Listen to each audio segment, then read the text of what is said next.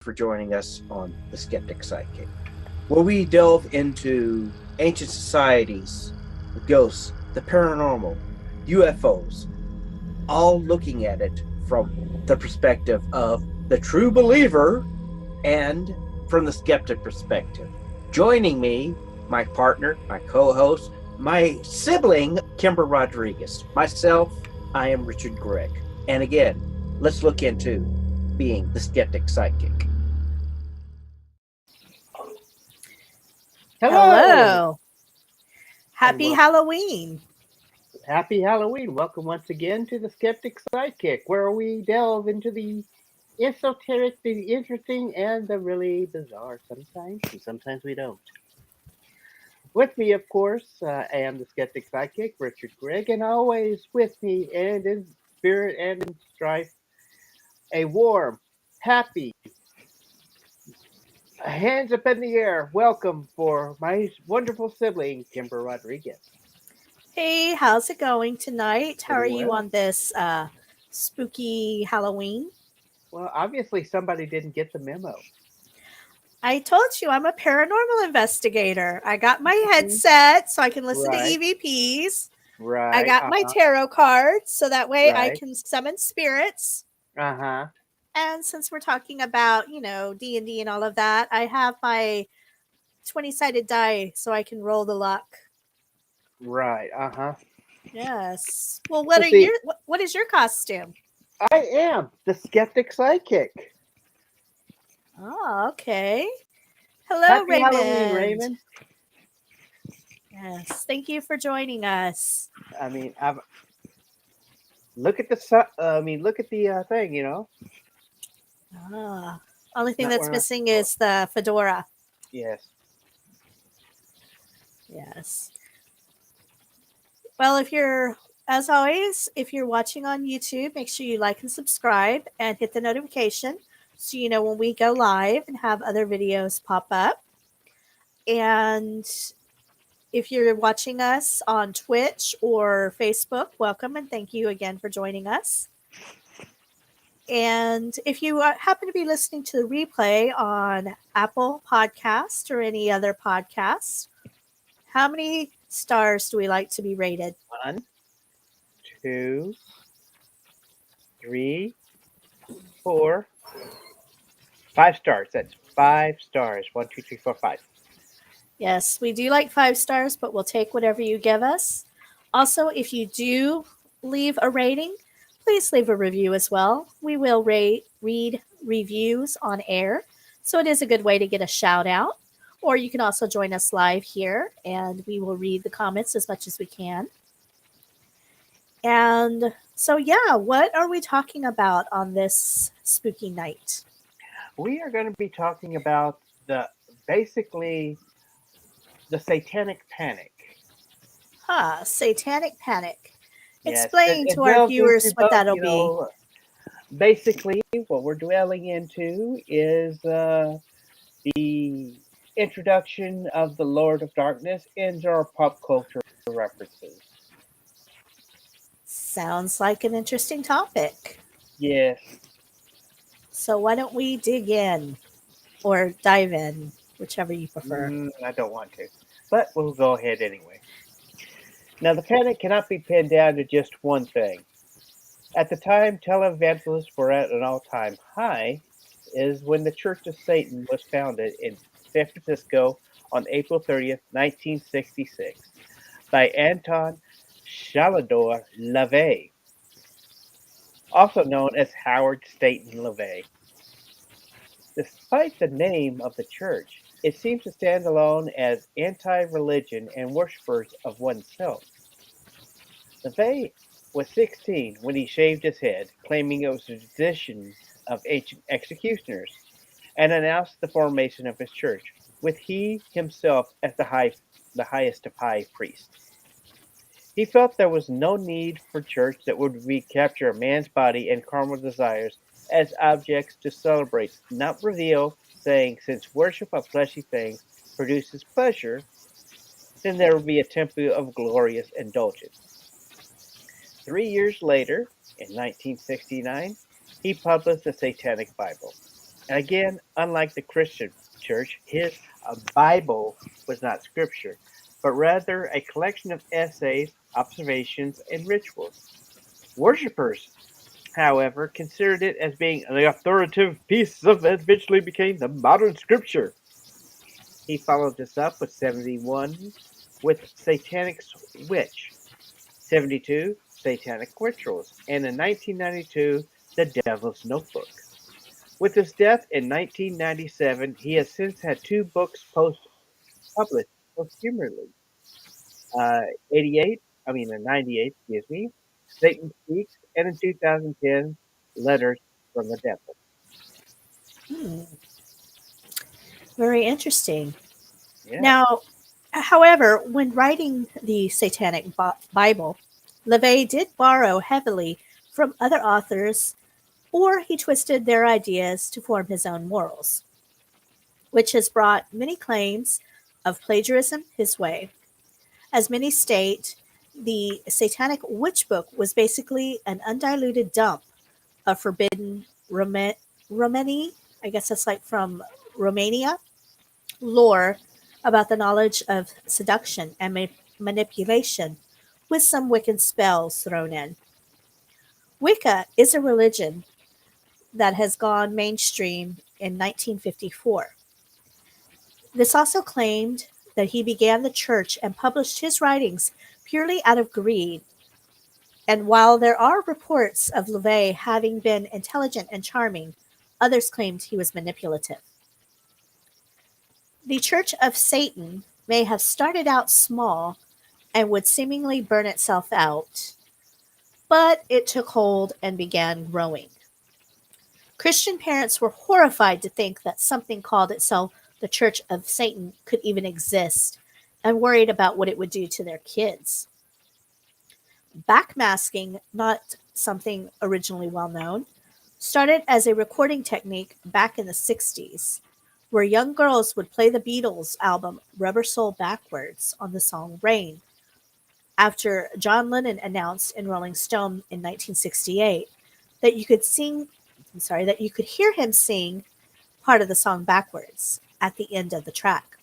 Now, is that the one where supposedly it came out Paul is Dead? Is that album, or is it another one? It is from Rubber Soul on to Sergeant Pepper's, all the way up to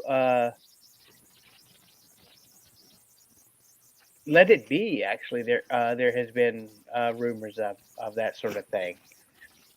Rumors had begun to abound by 1969 that Paul McCartney had died, as some mumbling John Lennon does when he between the tracks of "I'm So Tired" and "Blackbirds." It sounds like Paul is a dead man. Miss him when played backwards. The Paul that was now playing with the band was merely a look-alike, with the real Paul McCartney had died back in 1966. If rumors were to believe, by the time people were hearing phrases like "Turn Me On, Dead Man" on the Beatles' White Album, and if you played Revolution Number 9 backwards, the rumor became so bad that Paul McCartney had an interview in November's 1969's Life magazine under the headline, "Paul is still with us." The group did, however, create a real backmasking message on a 1995 released studio version of the John Lennon 77 demo, Free as a Bird. The message, which was released 15 years after Lennon's death, featured a clip saying, "Turned out nice again," as a bit of a laugh and a nod to the Beatles' conspiracy nuts that still are out there today. Now, my thought on that, Paul is a dead man. Could it have been that maybe, there was some kind of like playful tiff going on between the two? And you know how when you're like, you have a little tiff and you're like, oh, you're a dead man. Could that be what it was? And people Well, just mistook it as him being dead? actually, there was basically on that was a actual story that was going around that Paul McCartney had a was involved in an accident, Mm. and in order to keep the fans wanting to be, Listening in, I around, guess. they had a contest to find out, who could actually sing like Paul. That's between Right. 66 and 67 when this all happened. Ah. So those Now that's the impressionable. story. Okay. So those impressionable teenagers playing the Beatles backwards for some harmless fun soon were buying wholesale the rumors of demonic backmasking when it began in the 80s. By now, however, those impressionable teens were now parents with growing children of their own. Not only were heavy metal bands, which were growing in popularity, branded as demonic backmasking, but even the Eagles and Electric Light Orchestra were filling children's heads with satanic messages. Even ELO, Barbara Mandrell has been accused of using backmasking. that is crazy. ELO, to their credits, eventually did put backmasking on their first track of their next album, which stated, "The music is reversible, but time is not. Turn back, turn back, turn back, turn back." In 1983, they went even further and released an entire album with reversed vocals, closing the album with the backmasked message, "Thank you for listening." There's even modern day songs from people like Miley Cyrus and Justin Bieber that have been accused of throwing satanic back messages into various songs. Now, even Weird Al, our beloved parody god or king, whatever you want to call him. He only plays the music the way God intended, namely with the Lord's holy instrument. Yes, but it says that he got into the hysteria by recording the following message in his 1983 song, Nature Trail to Hell. His message was, "Satan eats Cheese Whiz." Mm. We're Yum. pretty sure that that statement is because who doesn't like cheese whiz on a cracker? Not because of some insider information. No, what's in the devil's pantry? DnD, and here we go, was already on the rise in the gaming community and not necessarily worrying the average parent back in 1979. But we find ourselves with a conundrum here. In that one group of students that were among the small but growing group of LARPers, or live action role playing, though no one outside the community really knew what the term meant. To them, it was just kids dressing up and playing like kids do out through the ages. Maybe those parents felt those kids were a little bit too old to be playing around, but it wasn't really a big deal at the time. Until James Dallas Egbert III disappeared into a set of utility tunnels beneath the campus of Michigan State University. He was finally found a month later, but his parents had hired to find him because the boy was only 16. The detective, William Deere, found out that Egbert was playing D&D. Though Deere had no clue about the game at the time, he did discover, however, that there were a group of students who would go into the steam tunnels below campus to play a live version of the game. Deere went as so far as to speculate to the reporters covering the disappearance that the boy probably had gotten lost during a game session. Hi, Shelly. I'm so glad you were able to make it. Thank you for Yes, go joining on. us. Happy Samhain. Happy Samhain. Now, as you said, he probably got lost during the game. However, the press reported it as truth. It turns out that Egbert hadn't gone down with his group. He hadn't accidentally gotten lost in the labyrinth of tunnels, and had gone down alone and with the intent to kill himself. He wasn't driven crazy by the game, or wasn't fulfilling some fantasy side quest. as he had had already multiple attempts at suicide. Sadly, in 1980, he succeeded and ended his life with a gun. However, the press had a field day at the time. Newspapers seemed to be tying the young's death to an obsession with the game, when nothing could be further from the truth. But let's go ahead and step away from poor Egbert for a minute. What came next was a book in November 1980 from a man who claimed to be a psychiatric therapist who specialized in recovered memory therapy through hypnosis.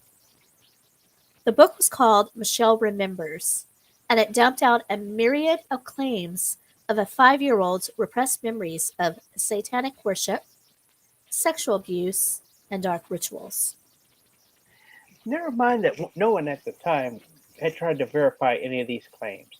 It swept over the northern hemisphere like a rocket, taking as gospel truth, for which both the doctor, Lawrence Panzen, and victim, Michelle Smith, both claimed it to be. After all, as good Catholic stock would want any question Panzer on where the proof was back up his claim and his client's claim. And according to the book, the torture and rites witnessed human sacrifices of infants and adults, and forced participation started in 1954 when she was 5 and went to 1955. It was claimed that the final ritual, which went on for nonstop 81 days and was held in the middle of a cemetery in a residential neighborhood, that no one heard the screams for that even Satan himself was summoned. Luckily for the young victim, Jesus, the Virgin Mary, and Michael the Archangel intervened on her behalf and removed the scars she had received in her years of torment and blocked her memory of events until the time was right. Michelle's mother, who had died in 1964, was not there to deny the claims that she herself was a part of the cult and willingly offered up her daughter's innocence for the rituals. Therapist Padzer, however, shortly after his book's publication, stopped asserting that the Church of Satan was involved after LaVey threatened to slap him with a lawsuit. Now, Michelle's father, however, was still alive. He was interviewed for Maclean's magazine in their October 27, 1980 issue, and not only denied the allegations, but stated he had proof that none of the claims had ever actually happened. He noted that the book failed to have any details whatsoever about Michelle's 2 sisters, one who was older and one who was younger. Plus, by this time, not only had the good Catholic therapist and client not reported any of these events to the police to investigate, by the time the publications, both had divorced their spouses and were now husband and wife. So they hooked up. The couple wound up making the rounds of talk shows and conferences based on lies written, including meeting with the prominent church leaders, including a visit to the Vatican itself. Even Oprah, the queen of talk shows, was pulled in by the compelling tale and hosted Michelle on her show back in 1989, along with other satanic ritual survivors turned writer Laurel Rose Wilson. Throughout the 80s, sudden satanic rituals were cropping up everywhere as more and more victims streamed in to claim that they had too been abused in a ritual torture. Books, appearances with televangelists, even the mainstream news reported these stories as the truth, rather than dig a little deeper to see what was really going to stick. And each new account grew wilder and wilder as people seemed to want to one up one another for who had the harder time of it. Because hey, we know bad stories and horror sells, but no one wants to get to the exact same story told over and over and over again. What do you think? I don't think Really? so. It wasn't until 1990s that researchers began to take a hard look at Michelle and Dr. Padzer's claims. But the train had already left the station long before. Sure enough, Michelle's recalled car accident somehow failed to make the local papers, who, at the time, reported any vehicle accident, regardless how large or small. Former neighbors and friends, teachers, even the elementary school yearbook showed that Michelle had not spent 81 days missing school in a non-stop ceremony. She had been in all of her classes with no sign of apparent abuse, emotional or physical. With her ceremony taking place in a residential cemetery, with 100 participants would not have gone unnoticed unless the neighborhood itself were involved. Well, they could have done the ritual, after school and after work in the evenings. Yes, but it was a non-stop. Mm. It was She could all. non-stop. How can people keep going for nonstop for 81 days? It was non-stop. That would be pretty impossible. I'm sorry. When did they eat? When did they sleep? Non-stop. Hold on, let me tap out in a moment. I need a nap here. Nope, sorry, it's non-stop. Michelle also could not name one single person who had participated other than her mother. She claimed that some had cut off their middle fingers during the Black Mass ceremony. So that wouldn't be a hard thing for people to notice that you're missing your middle finger. Hey, James Doohan has one. Well, that's what I'm saying. People would kind of notice those sort of Yeah. things. What's worse is that many of these quote unquote memories that she had pulled from her white memory followed elements of recent horror film, The Exorcist, as well as Dr. Padzer's experience while working in Africa during the early 1960s during their own ritual sacrifice sphere. You can't pee. It's your turn. I love it. That's right. It's not your turn to go to the bathroom. Hold it. So, we do have a lot of people running around screaming that cultists are alive and sacrificing and cutting and bloodletting and summoning going on.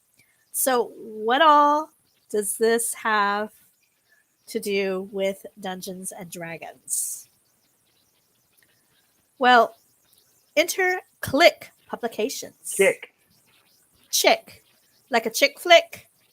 Just like a chick flick. Okay, so we have here Chick Publications. Publisher and religious cartoonist Jack Chick started the Chick Tracts. This was a series of short evangelical gospel tracts back in the 60s. Chick is actually still publishing these tracts today, expressing his views as he sees it. Most generally, they do stay true to mainstream Christian theology. However, Chick has also gone above and beyond with some controversial topics. He was well noted for being strongly anti-Catholic, as well as the faiths Judaism, Islam, and Mormonism. Oh, he bad. He bad. That's all I gotta say. As well as tracts, the company also published comic books. These books and posters were based in California. Or it's still based in California, actually. It is still based in California. In fact, Chick estimates they printed over 800 million tracts during their first 50 years in the business, which is a lot of paper since considering each tract was a 3x5 and around 20 pages long. Each tract is published in a comic book format, with a back panel containing a standard sinner's prayer that relates to the topics being covered. Topics include Christian-like attributes that should be fostered, but also wilder topics such as false religion, drug use, Satanism, witchcraft, AIDS, and the sexual revolution. In the tract, Poor Little Witch depicts a little girl murdered by Satanists after her forsaking her cultism and converting to Christianity. The tract was based on an urban myth that in the United States alone, each year a minimum of 40,000 people were murdered in witchcraft ceremonies, which is funny considering at that time that the reported U.S. homicide rate was only 20,000 deaths a year, none of which, by the way, were by Satanists. So, are these little books they used to give us on Halloween? You know, you go to buy the Christians' houses and they give you these little booklets to read through about how evil all this is. Yes, Ah, I used to have a collection of them. interesting. By Chick's reckoning, any form of witchcraft was demonic regardless of if it was white or black.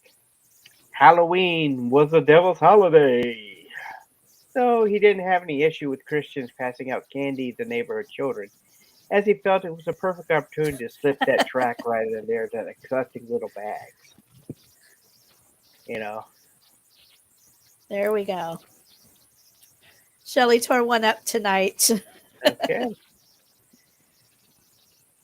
So, are these the people that you see on Facebook, those memes, and it says these are what Satan and this and that, and it's got like yoga in there and different Yeah. things like that, shaving your legs, shaving your armpits. No. No. Something else completely. Okay. It was Chick's track called Dark Dungeons, published in 1994. 84. 84. I'm sorry. It come out That's in okay. 94. It's 84. That came from the world of Dungeons and Dragons. No really surprise, really, given that the role-playing game was growing by leaps and bounds. But a recently released copy of Advanced Dungeons and Dragons had a cover depicting a large red scaly demon prominently on the cover. Chick didn't seem to even notice that the whole point of the game was not to lure children away from the Lord and Savior and into devil worship, but the children to find strength within themselves and to conquer. Even the little characters at the bottom of the cover aren't really bowing down and worshiping the Satan, but are trying to actually climb up and grab hold of the jewel encrusted eyes, and before they get caught by the guards.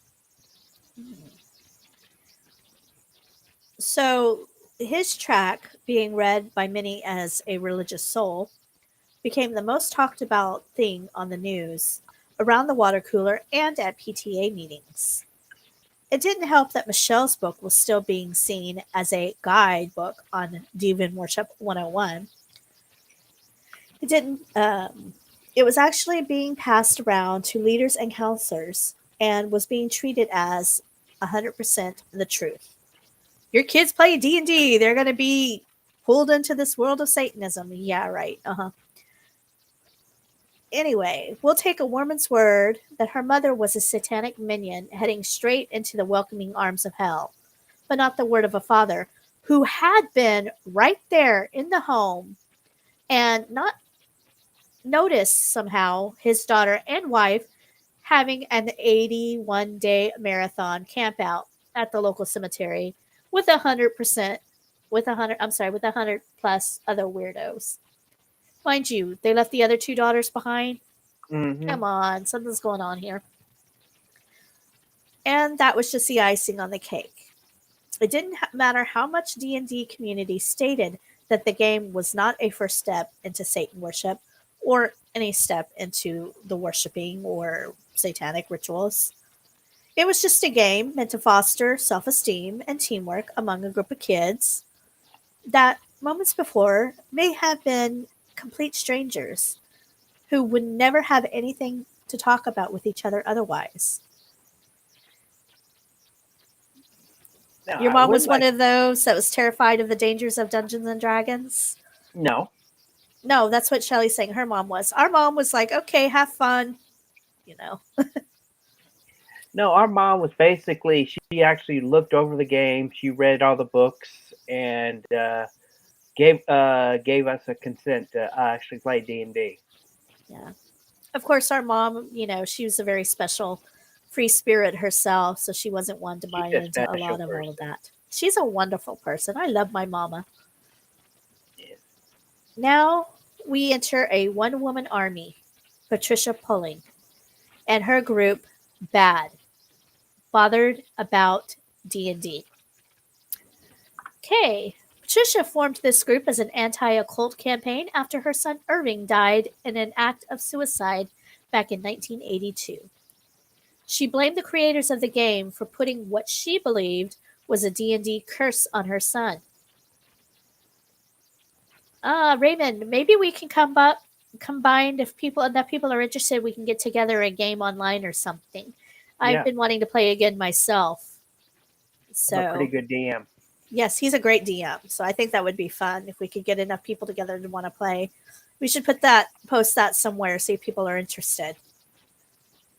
So Patricia's son had unfortunately committed suicide in 82, and she blamed the creators of the game for putting a quote unquote curse on him. She filed a wrongful death lawsuit against the principal of her son's high school as her son played the game with his friends during lunch, which I know you and our brother Scott are very familiar with, playing lunch at Hmm. lunchtime with your friends at school. She So it's back to you. Sorry.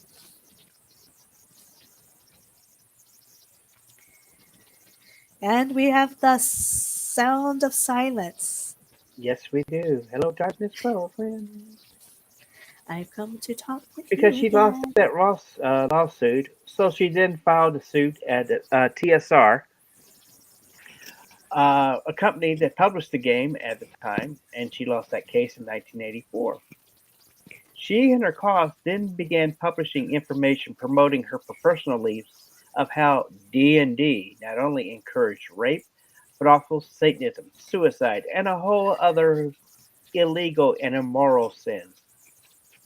She was continually shot down for poor methods of collecting her data, statistics, and reporting, but she could never quit campaigning for the game to remove from the shelves until she died from cancer in 1997. And poor Egbert, remember him from earlier? Lost in the Underground Maze in 79, dead in 80? He would be forever immortalized in a book by Rona Jaffe called Mazes and Monsters, which was published the year after his death. He's not mentioned by name, but the story is very similar to that of the book's lead, and it was adapted into a made for TV movie in 1992 starring a very young, fresh faced, total innocent Tom Hanks. And then, of course, the fit hit the shan, with D&D now specifically targeting for the evils that the world wanted. Since then, other movies have been repeated similar storylines, and none of them ended nicely, folks. Remember William Deere, the private detective who probably should have kept his wild speculation to himself? Well, in '84, he published a book called The Dungeon Master. In it, he completely rejects any links between the game and Edberg's behavior and disappearance. Now the question is, did Egbert really even play D&D? Was he obsessed with it? No. In fact, he apparently wasn't overly into anything other than a diverting game for a short time. It turns out his poor teen it turns out the poor teen was suffering from what was later discovered to be very real issues of clinical depression, a domineering mother, and also struggles with his own sexuality and overwhelming stress. Back in 1985, there was a segment aired on 60 Minutes that interviewed Gary Gygax, Patricia Pulling, and the president of the time for the National Coalition on TV Violence, which is something they've been trying to get rid of forever. With At that time, the person that was in charge of that was Dr. Thomas Radke. This segment also included interviews with parents of players who had either murdered people or died by suicide, allegedly due to the game. Radke at one point confronts Gygax with his calculations that D&D could be linked at the time to 28 murders and suicide. Um, Side I do. note, You do what? Well, I just also wanted to point out that it wasn't just D&D that this was an issue with. I don't know if people remember back in the 90s, there was a little game called Vampire Masquerade where some, unfortunate deaths took place. And again, the game was blamed on those deaths, and it was Again. also taken into being considered evil to do these kind of role playing games. But And interesting to continue. note, TSR did not put out Vampire the Masquerade. It was a company called West End Games. Hmm. So can't blame Gary Gygax on that. Yes, but Now, continue. yes, and on a side note here, getting off a little bit topic, the game that's been around for over a decade by this point, 28th death, loosely tied to one game, is hardly proof of anything. We can't even loosely calculate how improbable those odds are. But back to that in a second, because Gary Gygax gives in the response is brilliant. This is make believe. No one is martyred. There is no violence there. To use an analogy with another game, who is bankrupt by a game monopoly? Nobody is. The money isn't real. There's no link except perhaps in the minds of those people who are looking desperately for any other cause other than their own failures as a parent. Okay, so not all cases are probably due to parental failure, as we all have our own agencies to choose what we do in our lives. Those choices cannot be always laid at by the foot of bad parenting, but he does have a point.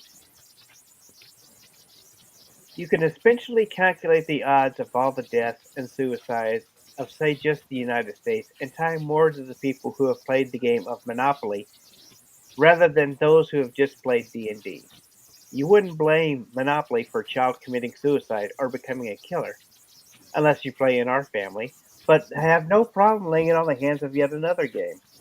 Or just a senator game, you can tie more deaths to the Ouija board than you can with D&D. Wait a minute. What was that slide remark about our family and Monopoly? With Cutthroat, you know that. Uh-huh. All of the hype around Rona Jaffe's book and the movie and Patricia Pulling's bad campaigns, however, may have worked up the masses against the gaming community. But in a strange parody of life, it also increased the game's sales, particularly because of the hype around poor Egbert. It was noted that D&D's basic set was probably selling around 5,000 copies a month around the US, but after Egbert went missing and the game was blamed, it rose to over 30,000 copies a month. There have been other high-profile deaths with authors pining the crimes on their tie to D&D, but all play out pretty much the same way. Loose and fast facts, often with 7 degrees of separation or more with the game. So it could be, okay, this guy over here did this. Oh, by the way, he played D&D. Oh, wait, okay, so D&D caused this to happen. No, people, Yes. come on. That's reaching. That's grasping at straws. And many do regard the satanic panic of these days as just a crazy thing that happened in the past, with details vague and hazy. It has crossed now into the mainstream in the strangest of ways, literally, even featuring into a fourth season of Stranger Things. And I mean, we see more of that today with the whole Pizzagate and, our politicians and celebrities drinking babies' blood and eating babies and all that weird stuff. Mm-hmm. And turning frogs gay. So, yes, we've had our share of Monopoly fights as well, Raymond. Yes, like I said, we've got our tails. Yes.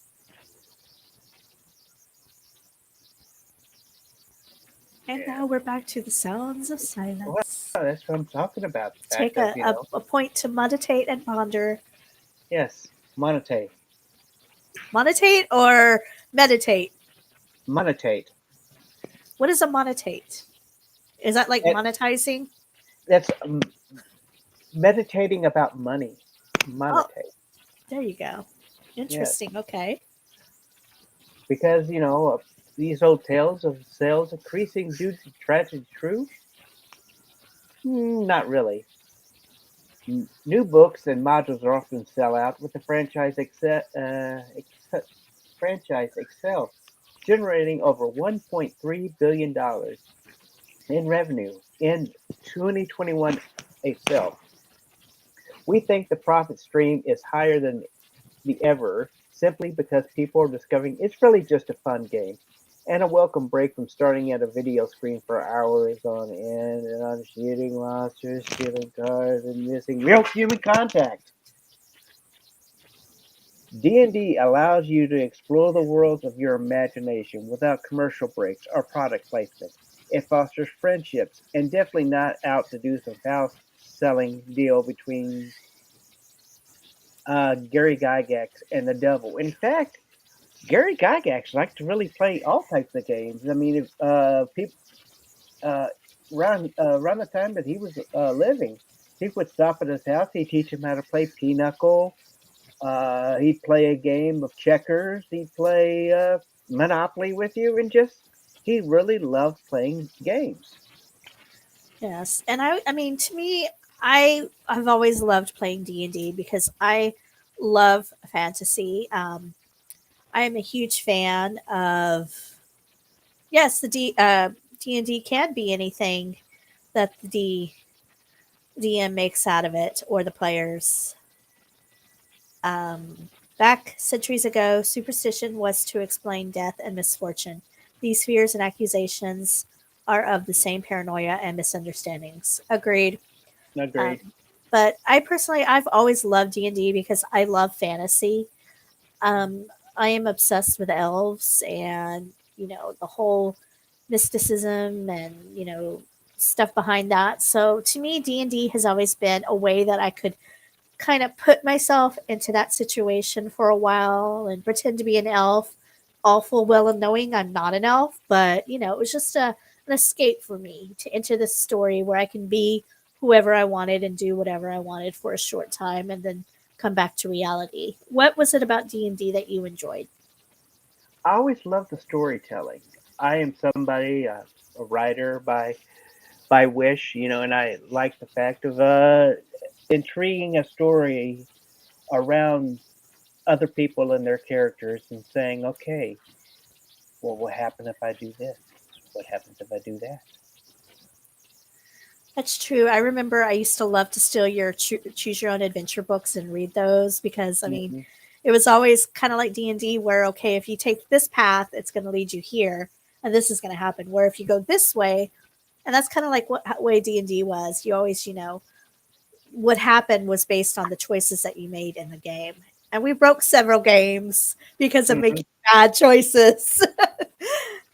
But Yes. I digress. You play as Lorena Whitemore, a spiritual half elf. That's awesome. My main character that I've been playing since I was a kid is her name is Chastity, and she's a highbrowed, snobbish cleric, and she's a highbrowed high elf. And it's really funny because my husband likes to play a warrior who loves to drink named Mace Windu. No, not Mace Windu. Mace, what's his last name? Not Windu because that's Star Wars, but Mace something or other. And it's so funny because you know how like when you drink, you have to roll to see what your how it's going to affect you and your hindrance, I guess you could say. He Hmm. always tends to roll better when his character's drunk and performs better when he's drunk. So that's something we've always laughed at. But yeah, I mean, it's just great, clean fun for anybody who wants to play. And like I said, if we can get enough people together, maybe we can do like an online game through Discord or something. If anyone's interested, definitely let us know. Um, but yeah, that's pretty much all we have for you on the Satanic Panic of Dungeons and Dragons. And we invite you to join us next week at our regular time and our regular day, when we'll be discussing the moon myths. We'll be talking about, how the moon affects the Yes. tides. You were saying? I'm just saying the fact of, we're going to be talking about Luna and all of her adventures, pretty much. Yes, and that'll be Sunday, November 7th. If you're on Eastern, it'll be at 9:30. Here in Texas, Central is 8:30. Mountain, where you're at, is 7:30, and if you're on the West Coast, 6:30.